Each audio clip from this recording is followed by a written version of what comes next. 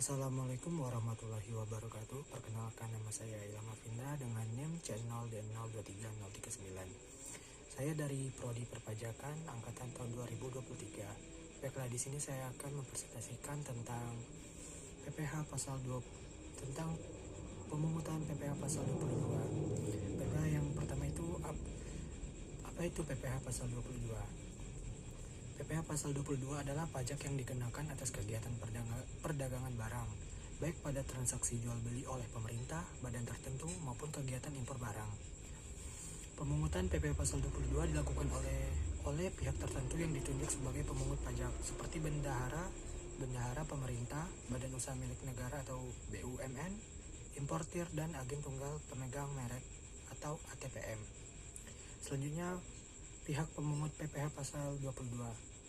Siapa saja sih pemungut PPh pasal 22? Yang pertama itu ada bendahara pemerintah, baik pusat maupun daerah yang melakukan pembayaran atas pembelian barang. Yang kedua ada badan usaha milik negara atau BUMN dan badan usaha milik daerah atau BUMD yang menjual barang importir yang melakukan impor barang. Dan yang ketiga ada perusahaan swasta tertentu yang ditunjuk oleh Menteri Keuangan. Selanjutnya ada objek pemungutan PPh pasal 22. Berikut ini objek yang dikenakan PPh pasal 22 meliputi transaksi sebagai berikut. Yang pertama, impor barang, terutama barang konsumsi dan barang mewah.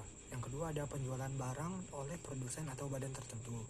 Dan yang ketiga, pembelian barang oleh pemerintah yang sumber dananya berasal dari APBN atau APBD.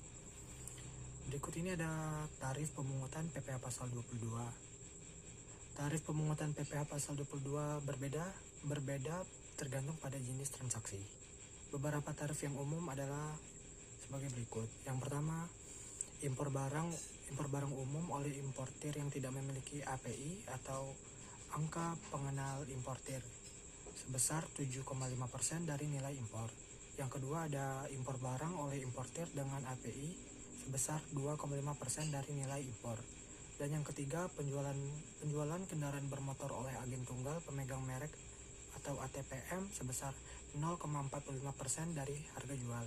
Dan yang kelima, pembelian barang oleh bendahara pemerintah sebesar 1,5% dari harga pembelian.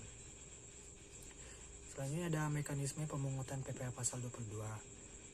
Pemungutan PPh pasal 22 dilakukan sesuai ketentuan sebagai berikut.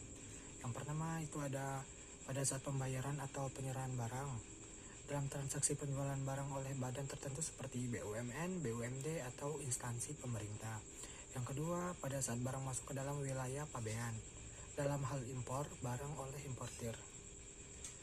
Selanjutnya ada pengecualian dari pemungutan PPh pasal 22. Terdapat beberapa pengecualian dalam penerapan PPh pasal 22, antara lain yang pertama ada barang-barang yang dikecualikan, misalnya barang untuk keperluan diplomatik, bantuan luar negeri, dan barang tertentu yang diatur oleh undang-undang. Yang kedua, transaksi antar pemerintah yang menggunakan dana yang sudah dikenakan pajak di sumber lain.